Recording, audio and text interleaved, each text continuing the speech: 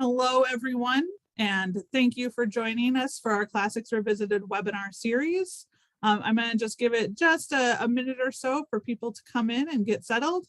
As you come in, feel free to switch the chat over to everyone so that everyone can see any comments you make, and feel free to write in the chat where you're coming from and where you're listening from today. We'd love to hear from you.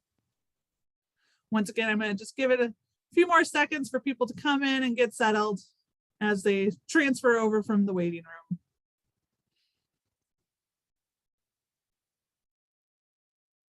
We are so happy to be continuing this great conversation and providing a work break with more great titles of our world.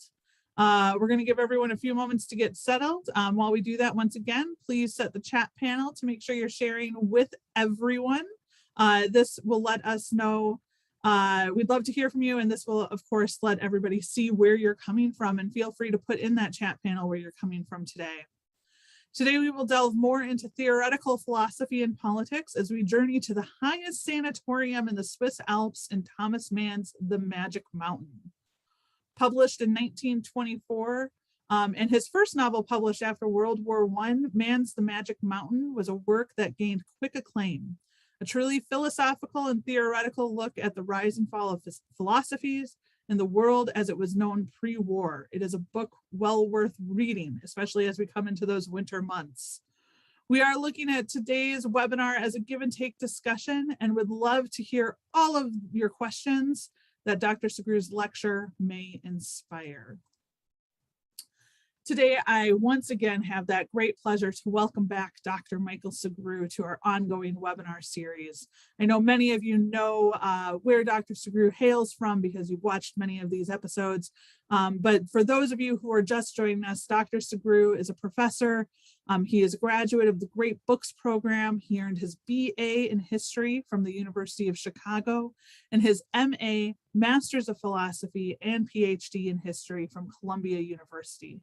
Professor Sugrue has taught at prestigious universities such as Princeton, Columbia, Johns Hopkins, and many more.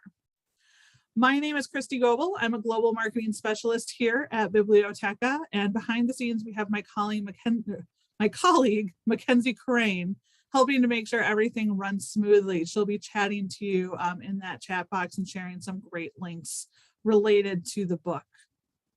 We will be sharing that chat log with all attendees, so make sure you switch those settings to everyone.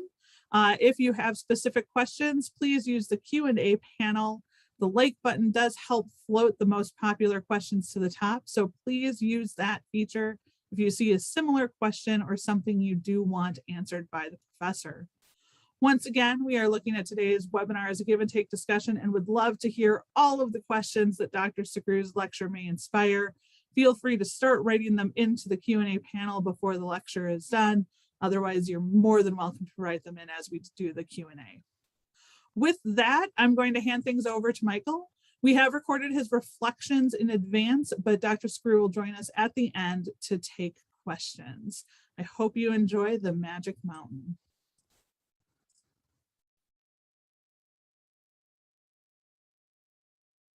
Thomas Mann's novel, The Magic Mountain, is one of the great achievements of 20th century literature. I think it's widely agreed that Joyce and Mann are the two most important 20th century novelists. And it's easy to see why Mann deserved a Nobel Prize for literature, because his novels are novels of ideas and cultural concern and political and psychological complexity. And The Magic Mountain is a kind of composite. It's a Swiss sanatorium at Davos, but it is also separate from what are called flatlanders. The people in the sanatorium are sick, but they seem to never get better. Some die, including death by suicide, but it is a place of disease, both literally. Hans's has tuberculosis. And figuratively, it is a place of cultural disease. And in that sense, it's a representation of pre-World War I Europe. The novel itself ends with the main figure, Hans Castorp, uh, leaving the sanatorium. Implied is that he is going to go and volunteer for the First World War and that he will get killed there. So he's a representation of a culture that died off in the First World War. Remember that the First World War was a crisis of faith. It was a recognition of a certain kind of spiritual bankruptcy, which drove formerly self-assured Westerners to question the value of the West and of themselves. So the Magic Mountain is an exploration of sickness and health. How do you characterize? How do you know one from the other? In that sense, it has deeply Nietzschean resonances, because Nietzsche was more inclined to make differentiations on the basis of sickness and health than he was on the basis of good and evil. All kinds of references, particularly references to the German high cultural tradition, run through it, references to Wagner, and in particular, references to Goethe. So Thomas Mann has an enormous debt to Goethe, and his Magic Mountain is a place where we can get a vista and see the whole rest of the world.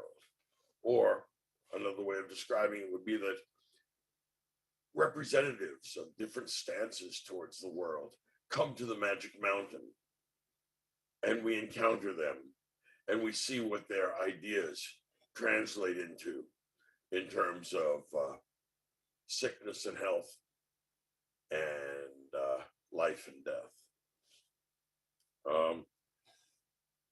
The Magic Mountain is a Bildungsroman, which means that it's a novel of education or a novel of development, like, well, Tristram Shandy is a sort of Bildungsroman, a comic one, or The Sorrows of Young Werther is a Bildungsroman. So is Joyce's Portrait of the Artist as a Young Man. Here we're going to encounter the development and the maturation of Hans Castorp,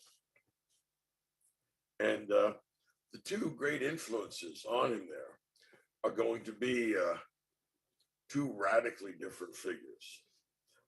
The first is Ludovico Settembrini, and Ludovico Settembrini is an Italian who represents Enlightenment values of progress, of rationality, of optimism, and of humanism. And he is a learned intellectual, and his opposite is a very strange figure. And this very strange figure is Naphtha. Now, Naphtha is a sort of monstrous figure because he is simultaneously a Jewish Jesuit who is also a Hegelian Marxist. That is no easy feat. Many of us juggle incompatible ideas, but here we're working really hard at that. Now, the point here is that Naphtha is based upon a real person, in the same way that in Thomas Mann's novel, Dr. Faustus, Adrian Leverkuhn, the main character, is based upon Arnold Schoenberg. Both are musicians and both are pathbreakers. Here, Thomas Mann is again writing from life, and instead of basing it on Schoenberg, Naphtha, the Jewish Jesuit Hegelian Marxist, God help us, is a representation of Georg Lukács. Now, for those of you that don't know his work, Georg Lukács, along with Antonio Gramsci, in the 20s and 30s and 40s, put together a kind of composite Hegelian Marxism that was very different from the kind of mechanical, reductive Marxism that we had in the First International with people like Plekhanov. So Gramsci is often understood as kind of one of the leading lights informing the development of leftist movements like the Frankfurt School for Social Research or critical social theory. But probably equally important would be Georg Lukács. Lukács was, among other things, a literary and cultural critic, and they had a very cozy relationship. Lukács said that the greatest of the bourgeois novelists is Thomas Mann, and Thomas Mann used to say that Lukács is the guy that really understands my novels. So they scratched each other's back amusingly, but apparently Lukács did not recognize himself in the character of Naphtha. Now, who is Naphtha? What does he believe? He believes in archaic impulse. He believes in ritual and blood. He is deeply medieval. He is suspicious of reason, and he is dismissive of the idea of progress. Now, I'm not going to give you a spoiler here because it's arguably the best single scene in 20th century literature. But 600 or 700 pages into this, as we near the end, we have a final showdown between Settembrini and Naphtha. And this is so good, so jarring, that I honestly have never met anyone who has read that scene who was able to keep on reading. In other words, everybody, as far as I can see, 100% of people, when you get to that scene, it's so overwhelming emotionally that everybody puts the book down and walks away from it because it's just too much. The showdown between the Enlightenment and the Middle Ages, or between rationality and mysticism, or between optimism and pessimism, or between, I don't know, any of the humanisms and theocentric view, which doesn't allow for humanism. Their showdown is worth reading the 700 pages that leads up to it. That's all I'm going to tell you. It truly is an astonishing novel. You wouldn't think the human mind could do that. Now, there are others who, again, are people or other ideas behaving as people, like Madame Chachat. She, of course, since her name is Hot Cat, represents eros or sexual desire. She is the seductress. There's Mynheer Piepercorn, who is a wild man. He's the force of the irrational. And he contrasts with both Naphtha and Settembrini because he is outside of their scale of certainty claims. Instead, he follows the irrational, the impulsive. He likes seducing women. He likes sensual indulgence. In some ways, he's like Dmitri in The Brothers Karamazov. And Hans Castorp is interacting and borrowing ideas from all of these people about the impulsive part of life, the desires, what Plato called the bronze part, but also about the rational part. And in that final conflict between Settembrini and Naphtha, which is, again, one of the great achievements of Western literature or literature anywhere, we'll find out about the spirited part, the silver part of Plato's soul. Which one is the wholesome and life affirming, as opposed to life destroying stance towards the world. Thomas Mann's novels are always epic in scale.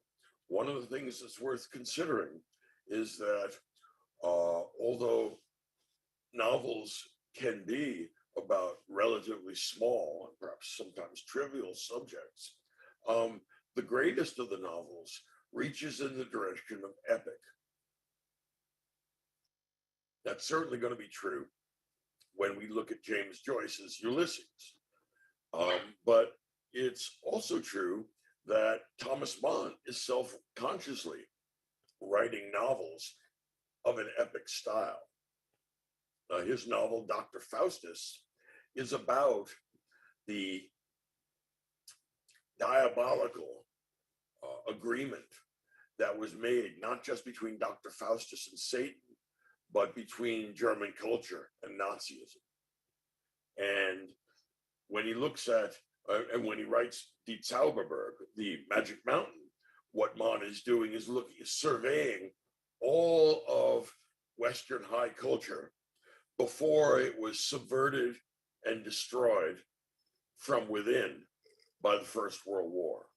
That was the event which caused the West to no longer believe in itself, which caused a kind of spiritual bankruptcy and kind of put it up, weariness, which we're going to see in particularly in post-World War II Western culture. A new pessimism sets in. And Thomas Mann's Magic Mountain ends ironically. That civilization, that culture is about to be destroyed by World War I. And no one knows that there's going to be an ironic Nostos, an ironic homecoming. And what that's going to involve is, instead of coming home and creating moral and political order the way Odysseus does, Hans Castorp, after absorbing the culture of the West pre-war, voluntarily goes into the war and does not come out. So what we have here is destruction and self-destruction at the individual and cultural level.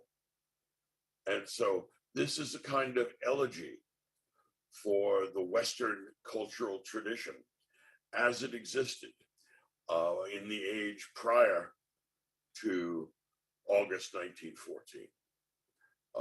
In some ways, it's congruent with the quip that Virginia Woolf made that sometime around 1910, human nature changed. Well, Mann, I believe, would agree, and he would say he would locate the time much more precisely with the beginning of the First World War. Mann's Bildungsroman is about Hans Castorp, but it's also about the West. It's about motion towards destruction and self-destruction.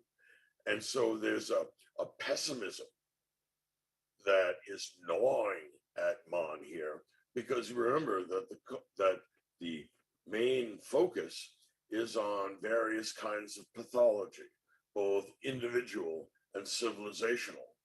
And it's hard not to come away with the feeling that Hans Castorp's death is the product of a civilizational pathology, a conflict between Settembrini and Napta, which results in destruction and self-destruction.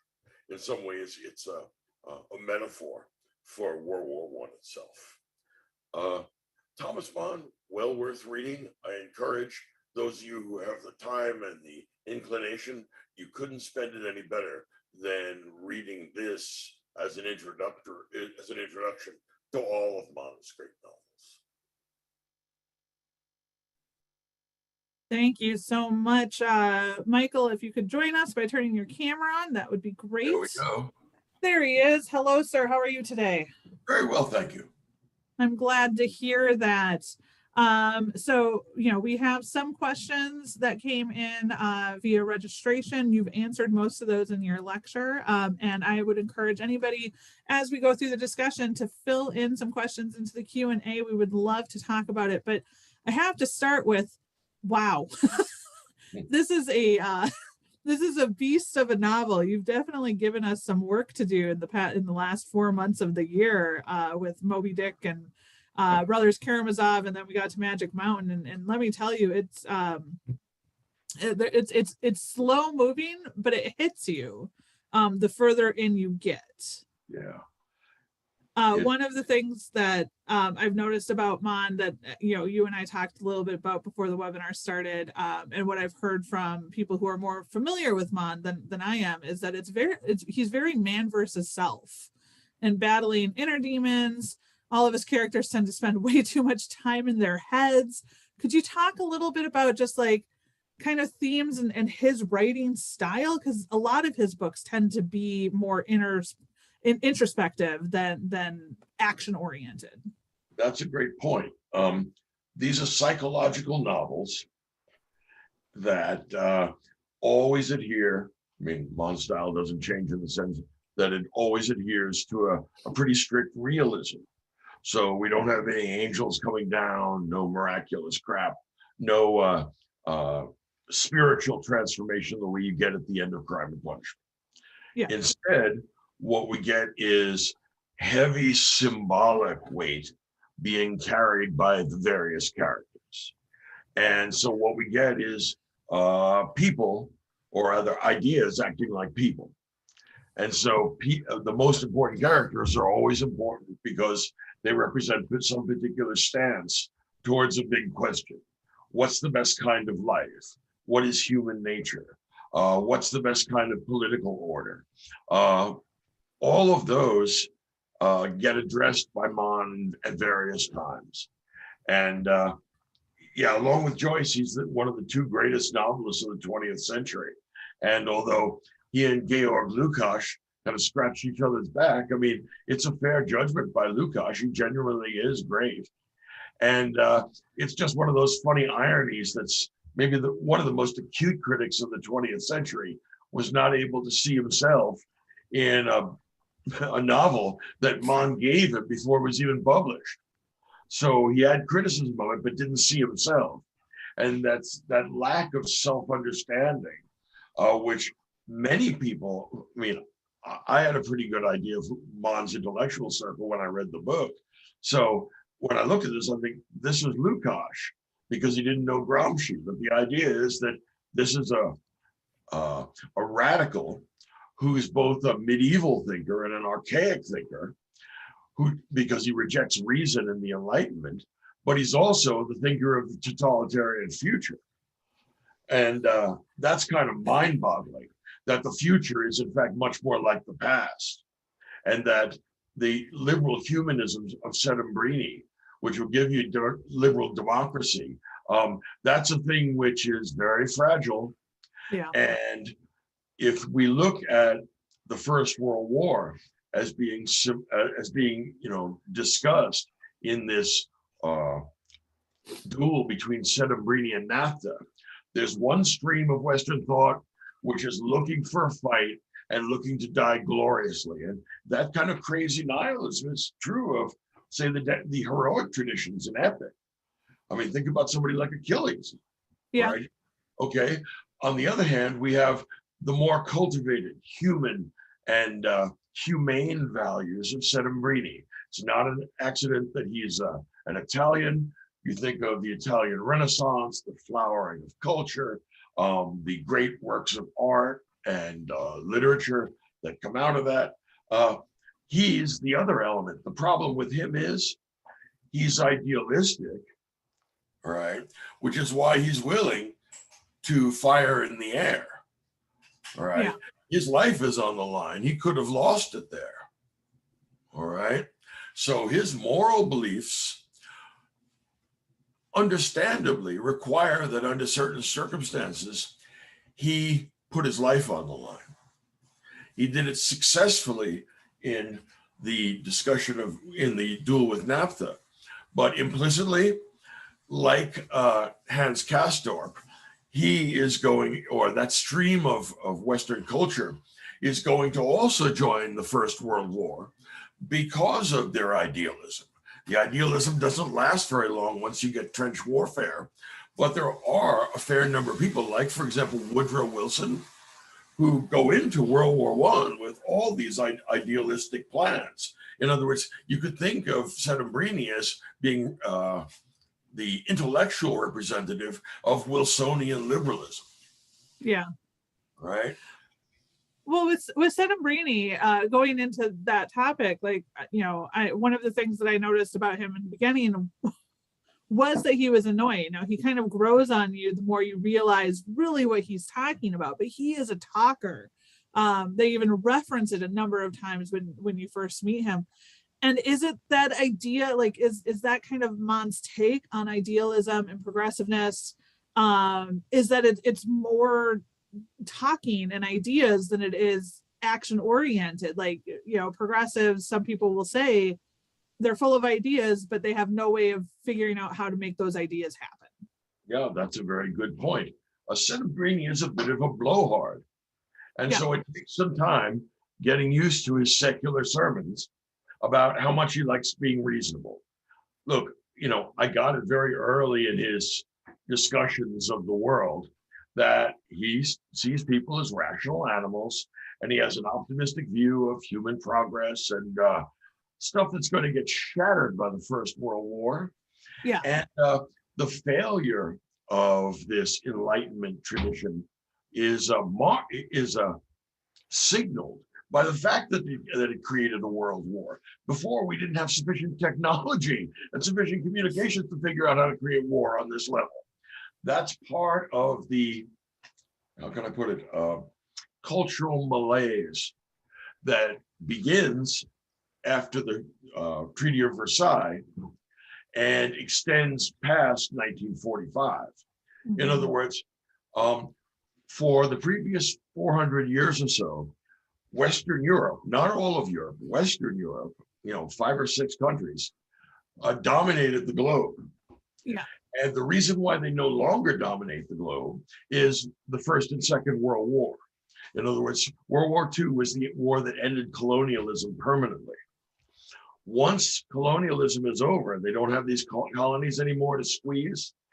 The states of Western Europe that had their empires, like France or England, are like the coach in Cinderella at midnight. They shrink back into the medium-sized countries they are, and they no longer have the global reach that they do. So there's a sense that we have destroyed what we created. And while the third world, the colonial world, wasn't able to destroy Western culture, the Westerners themselves were. They collapsed right? on themselves. And then what did that leave but the peripheries, which is Russia and the US? Moving a little bit away from the war parallels and everything, with Thomas Mann, some of the research that I read was, his wife had actually gone to a sanatorium, and he originally had intended The Magic Mountain to be a short novella, not necessarily a sequel to, I think it was Death in Venice that I read, but just like a follow-up type of an idea. And it ends up being his longest novel. And it ended up taking him, I want to say, about 10 years to write, because, of course, he paused for the war itself. Can you go into a little bit more about Thomas Mann, his background, life, like what his political reasons were and history in that sense? Yeah, he was a bourgeois German intellectual. He was born into a family of some means. He was deeply immersed in the German cultural tradition in particular. He wasn't lacking in the whole Western cultural tradition as a whole, but he knows Goethe, for example, very well, right? He wrote 2 novels that are actually extensions or extrapolations from Goethe. No, it's a funny thing. If remember The Sorrows of Young Werther? Yep, we did that one earlier this year, I believe. Mann reimagined that Lotte survived that event, and he wrote a novel called Lotte in Weimar. Here, she's an old lady reflecting back about her life, particularly crazy Werther. So, I mean, that's actually kind of a funny and ironic take. And he also wrote a novel called Dr. Faustus, which is a take on the Faust tradition. And what he said, and the idea is that German culture made a bargain with the devil when it accepted Nazism. And at the end, he says, we deserve to be destroyed. And he did this just after the war. So that's a powerful indictment of one's own culture. I hope we never get to that point. So novels, Mann's novels are always politically engaged, but never ideological. He's not defending some dogma. He's actually living in a much more complicated world than that. And that's what makes it so gripping. Somebody once said that poets and novelists are the unelected politicians of the world. Mm-hmm. And in a way they are, because they create our thoughts and our images and our myths. And like it or not, we think in the terms that they help give us. Interesting. Well, going into the type of novel that Magic Mountain was, a number of articles and reviews that I was reading, and once again, you know, most of my literary background stems from my theater background, and it really did represent, and it was related to a comedy of manners in that type of style. The comparison coming from the broader satirized social manners of the time, and look at a class that can just sit around and heal. You know, there are definitely other parallels in this form of comedy. I wanted to get your thoughts on the humor Mann uses in the book, maybe some of his other books as well, and statements he is making on different classes at the time. Because in the classes in Magic Mountain, I'm talking like, you know, you have the flatlands, and which is basically everybody, but then you have those that can afford the sanatorium, as well as just essentially sit around and think and talk and heal. That's right. We have the independently wealthy who are at the sanatorium. We have doctors who are experts in health, not just in managing particular diseases, because they all speak one way or another to the spiritual health of everybody there too. So there's a kind of bleeding of spirituality or psychology into the medical establishment that they have there. This is symbolized by going up the mountain. Here we're going up a magic mountain. Well, what's more, I mean, it sounds like it could be something from Wagner. You know, we're climbing the magic mountain, and what are we gonna find there? Well, I don't know what we could find there except the magic people and the magic sanatorium. And yet this is given to us with the strictest realism, right? No symbolic snake in the garden. There's just, Madame Chauchat. And look, the comedy that she and Mynheer Piepercorn put on is like the comic relief you see in something like Measure for Measure. Yeah. This thing's so heavy and so leaden. You need someone doing it relentlessly in the background just to give us something to laugh about while we take our mind off the fact that this is a collision of ideas that in some ways reminds me of a collision of icebergs. The novel moves really slowly, but these things are gigantic. You got to give them a break. But on the other hand, when they hit, they really hit. And neither of them is the Titanic. Neither of them is going down. So they're going to destroy each other. And that's what he's describing here. The process of Western culture deciding to kill itself in this self-imposed ritual of honor. Okay. Now you brought her up. I'm gonna say, like, your lecture focused primarily on Settembrini and NAFTA. There we go. Could you go into? I didn't have my notes right in front of me. Could you go into a little detail regarding Madame? Is it Chauchat? How and her connection to Castorp? There are some things. Sure. Or some that, you know, think she is a third ism in the book, and I kind of read her this way in the romanticism side, and yet her character does seem to be relatively minor, maybe for comic relief in the overall plot, thoughts, theoreticals. Could you elaborate? Okay. Yeah, she's a vestige of romanticism in an age that's not romantic. It's Okay. dominated by technicians and scientists at the sanatorium. But the problem is you can't keep the, remember when we read, what was it? The Bacchae, right? Yeah. You can't keep Dionysus out. You can throw him in jail. You can put him in handcuffs, but he slips it because he's Dionysus. And Madame Chauchat, along with Mynheer Peepercorn, are the Dionysus that slipped in and refuses to be jailed, even though they're living in this kind of, how can I put it, technically organized utopia. Now, it's just a utopia for people who have sickness, but the idea is that sickness, which you get, or which you either have before you get to the Magic Mountain, or if you're not sure if you have it, by God, everybody that comes here turns out to be too sick to leave, which really tells you something, right? These sicknesses are the initiatory ordeals that heroic heroes go through. So Hans Castorp is going to make his pilgrimage up the Magic Mountain. He's going to find out that he thinks he has a head cold, but no, he's got tuberculosis and he's got to stay 7 years. All right. So again, remember when I said that there's a strict realism and at the same time, there's a heavy burden of symbolic stuff. All right. So he's got the 7-year jail term where he gets a disease, or he gets a disease when he shows up, apparently, and now he has to work off his sins. And also remember, there are 7 stages in purgatory, right? Yep. That's mountain 2, right? Yep. Back to the Purgatorio. Mon certainly is.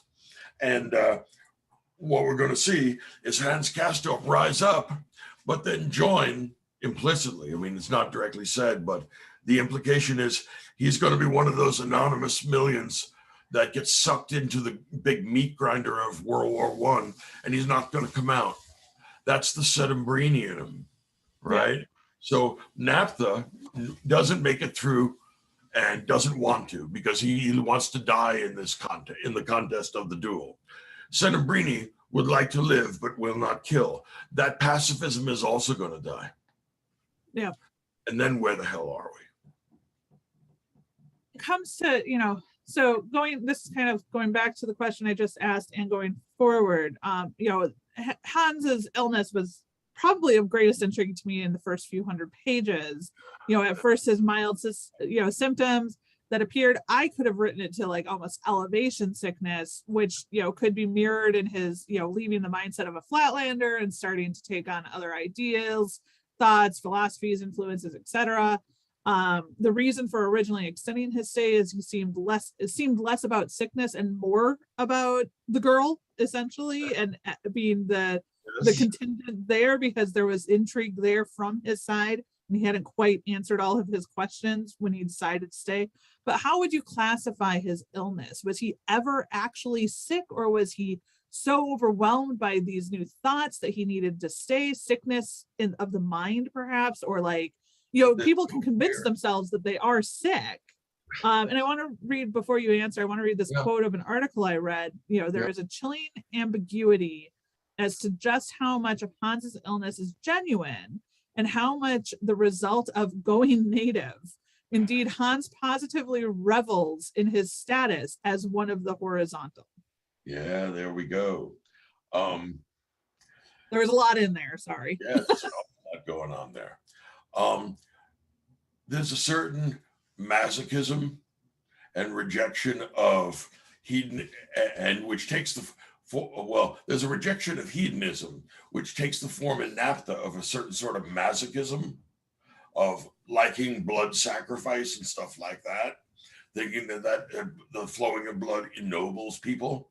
And so he makes a sufficiently good case for it, so that part of Hans Castorp is taken up by this.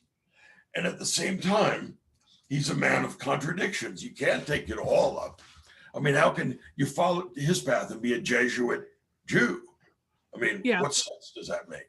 He has a cloak that has that satin lining and it looks so lovely. And this somehow is unpriestly. And he turns out to be a priest of a different religion. a sort of Marxist priest, right? He's a priest of revolution, because what Marxist ideology was trying to do by abolishing the division of labor and abolishing classes and abolishing ideology is to return us to the state of equality and sufficiency that we had before the division of labor. In other words, for Marxists, the division of labor is the fall of man. What we want to do is get back to that prelapsarian point. And that's why the future for somebody like NAFTA looks so much like the archaic world, right? So we have that set of myths transformed into Marxist lingo, or into 19th century or 20th century revolutionary lingo. And the connection between Marxism and Christianity, or at least certain strains of Christianity, become really good there. Now, it's NAFTA believes a Christian because it allows him to be a fanatic, not because it requires him to be a fanatic. He loves the idea of being a fanatic, and if he weren't a Christian, he'd be a fanatic about something else. All right, and the problem is that's what we're left with after Nietzsche, just will. So, but when it comes to the illness and everything, is Castorp actually sick, or is he just now there? I don't want to say out of laziness, but out of fear. I mean, in a sense, he's almost like that middle person of an argument. Like, you know, it's that knot of a rope that needs to go past a certain point to win the tug of war, which essentially breaks, which is what starts a war, because nobody can compromise one way or the other. And so he's just stuck up there being sick, but ultimately not very sick. Okay, yeah, he's pretty lively for a guy with, chronic desperate illness. I think the question of whether he's really sick or not is uncomfortably like the question of whether Hamlet is crazy or not. Fair. Okay. Yes. Yes, he is crazy. Yes, he is sane. Yes, he is a combination of crazy and sane. Or if you want, he can be other, because I don't know what to say about him. And I don't see how I could pound the desk either way and say, this is the answer. It's deliberately and intentionally ambiguous. So is Hans Castorp sick? Yes. Is it a sickness of the mind and body, or body? These end up being meshed and indistinguishable. Okay. So his sickness, whatever it is a metaphor for his psychic spiritual sickness. And it takes a while to find that. All right. Also, remember Nietzsche's distinction. Remember, Zarathustra likes to climb mountains and stuff. Yeah. The distinction between lowlanders and flatlanders is deeply Nietzschean. There are us few mountain climbers who get to see the big picture, and everybody else is livestock. Okay. That helps. Moving a little bit off of the symbolism and more to the history, I do have to say that sanatoriums have always kind of intrigued me. The Schatzlab is a real place in Davos, Switzerland, and was one of the main influences for the Berghof, which is the sanatorium in the Magic Mountain, and was the only sanatorium mentioned actually in the book as an actual real place. Could you talk a little bit about the use of sanatoriums, especially in the beginning of the 20th century? Why did people go there? Why did they stay for years on end? That isn't a fictional fact that Thomas Mann just created for the sake of the book. It actually did, it is historically accurate, not only in Europe, but also in the States. But I've always been intrigued by the mindset of sanatoriums and why people, would read them. Really interesting or question. Go there. And notice that they are, to a great extent, a European phenomenon, right? That we don't see much of them outside Europe. They exist, but they're not as seen as often. Yeah. And the part of it is geography. The mountain air was thought to be clear and clean, and that was good for people. Remember, this is that early in the history of medicine, it was thought that many diseases came from bad air. Right, that's what malaria is, right? So if you can go to the thin mountain air, the idea was that was really good for you because it was pure and clean. So it would clean your body out. the second thing is that sanatoria are class-based. All right. This Okay. is for the upper class. Regular people have to go to work and do the 9 to 5, whether they're feeling chronically ill or not, and regardless of whether it's psychosomatic or not. All right. For the working class, there's a clear difference between physical and mental illness. All right. They have to go to work as long as they're not physically ill. All right. They can feel spiritually drained. They can feel the dark night of the soul, but they still have to go to work because they have to eat. On the other hand, you have the money to pay for your ennui. If you're like Mann, the scion of a North German mercantile firm, right? So that means that you have a life without the necessity of working. And that means you can go and get the baths at Baden or at Bath in England. And it means you can go to the sanatorium after that.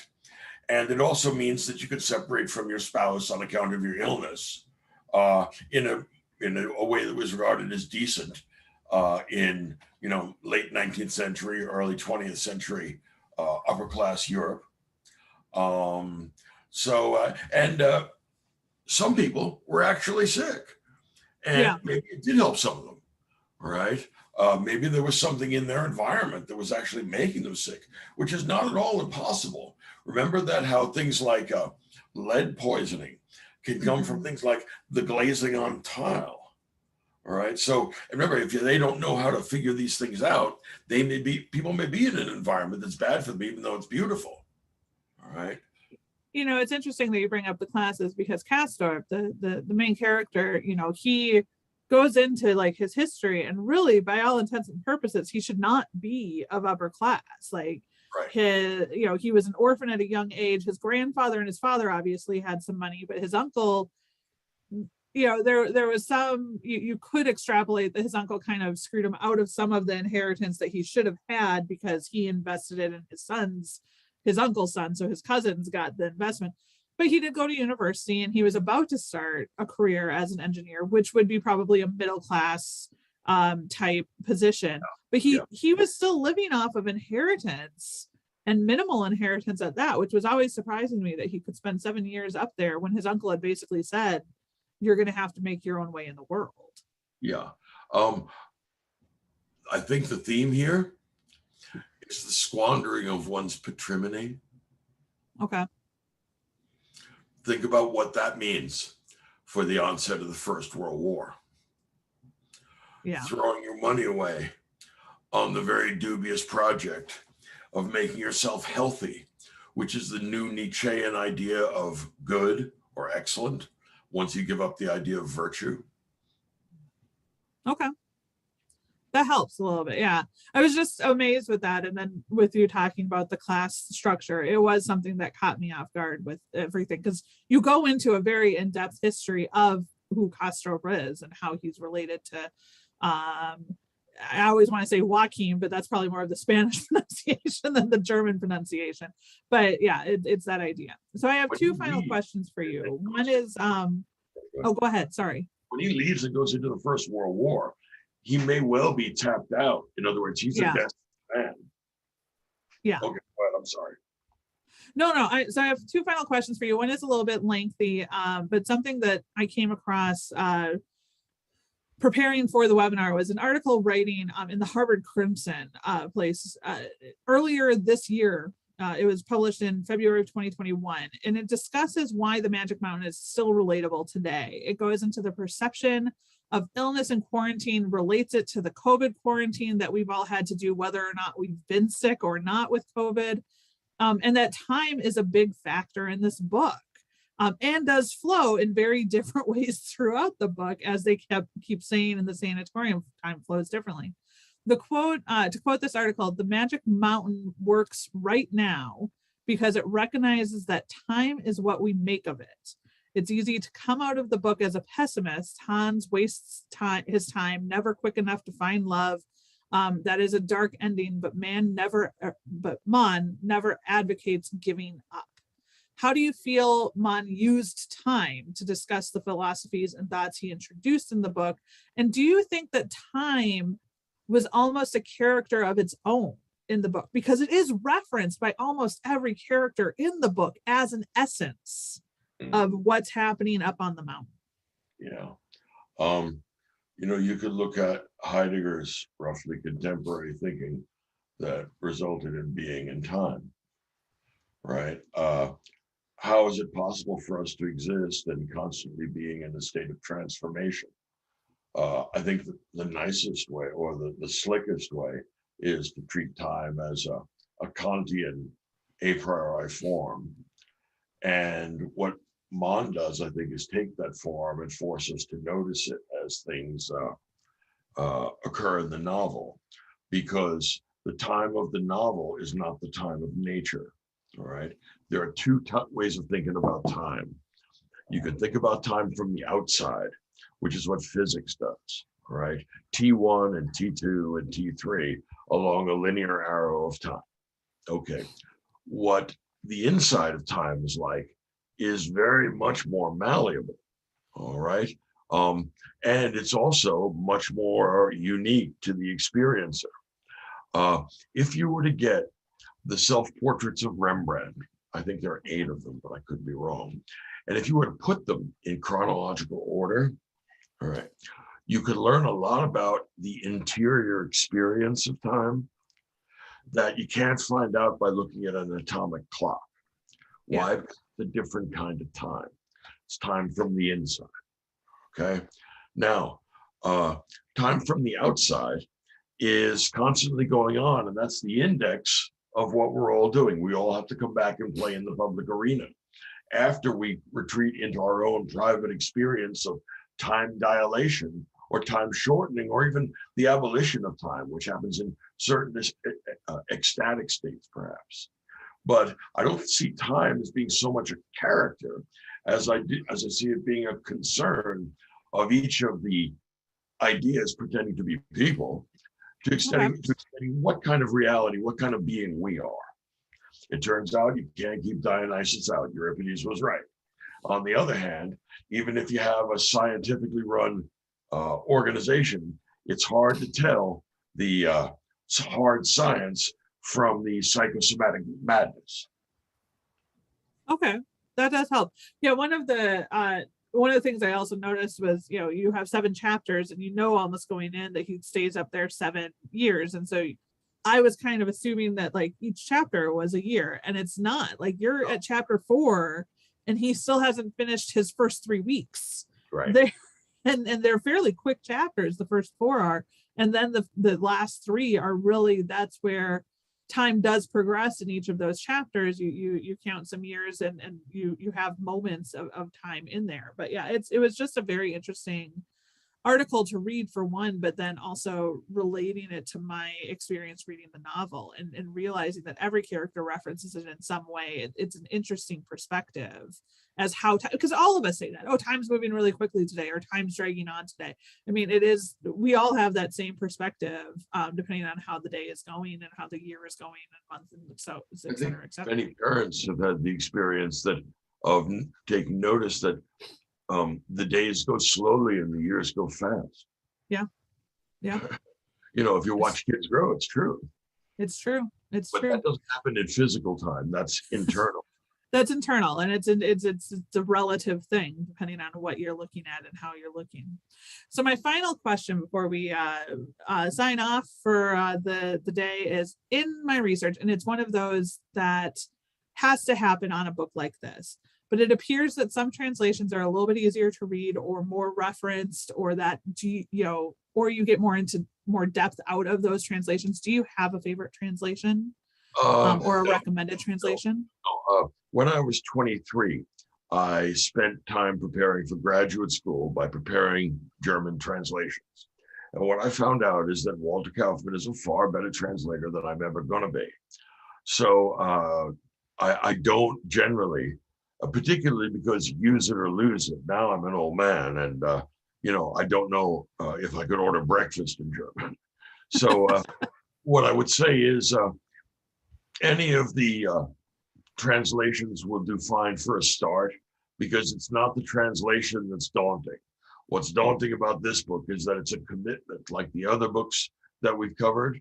Yeah. And that's why I like this series, because in some ways it's funny and incongruous to do a 20-minute lecture and a 40-minute discussion about these gigantic whale books. I mean, they're all Moby Dick in a way, right? Yeah.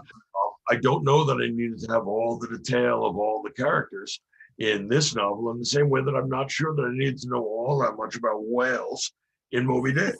But there it is, and there is a certain greatness to it, despite the fact that some people may find it kind of loose and baggy. I think that contributes to the charm. But that's because I like long novels. There's something very German or very Russian about having a thing start out as a novella and end up being 800 pages. That's right? true. I Right. was No amazed to Scots read that didn't that do was supposed to be a novella. Right. If you think about what their intellectual culture is like, very precise, very concise. Think of Hume, right? I mean, he could write a treatise, but even then he's trying to be as economical as he can. The great romantic profusion that you get in certain Germans and certain Russians, I guess it's an acquired taste, but I love it. Well, thank you so much, Michael. Once again, it has been a pleasure. I love talking about these novels with you, and you've Thank you. definitely helped inspire me to read some of them that have been on my bucket list for quite some time. Go ahead, make the commitment. Well, it was definitely an intense novel, a lot of thinking to do, but I would recommend it. Some of the articles that Kenzie shared in the chat, take a look at them. A lot of them give you reasons to also read it if you weren't convinced by our discussion today. If you're enjoying the Classics Revisited series with Professor Sugrue, we will have our final classics webinar of the year, where we will discuss James Joyce's Ulysses, which is a fantastic novel, and I'm actually looking forward to rereading it. That's the one I had read before this. Great. It will also conclude our section of short lectures on big novels, at least for this moment. If you have enjoyed today's webinar, Bibliotheca is continually adding to our virtual event lineup. We invite you to view all of our on-demand and upcoming events online at bibliotheca.com. We actually do have a webinar coming up tomorrow. Make sure you check that out. And then navigate to our Insights and Trends blog. And make sure you are subscribed to receive webinar updates by navigating to the bottom of any page on our website and hitting subscribe. As always, we do have all of Michael's lectures with us on a playlist on YouTube. You can share them with your patrons. We did make them public instead of gated only on our website, so that the public can also see, enjoy, and listen to them. And finally, as we finish today, we would love for everyone to complete a quick survey, even if you've already completed it. We love to hear feedback, especially on each and every lecture. If you have any questions, comments, or ideas for potential future webinars, please let us know. We love to hear from you, and do use your feedback to continually evolve the webinar series we offer to libraries around the world. Just a reminder, we will circulate the chat log. It's been a long day already. The chat log and links to resources in our follow-up email. So keep an eye out for those in your inbox. And have a great rest of your day, Michael. Thank you again. We appreciate it. And thanks so much for joining us, everybody. We have a great day.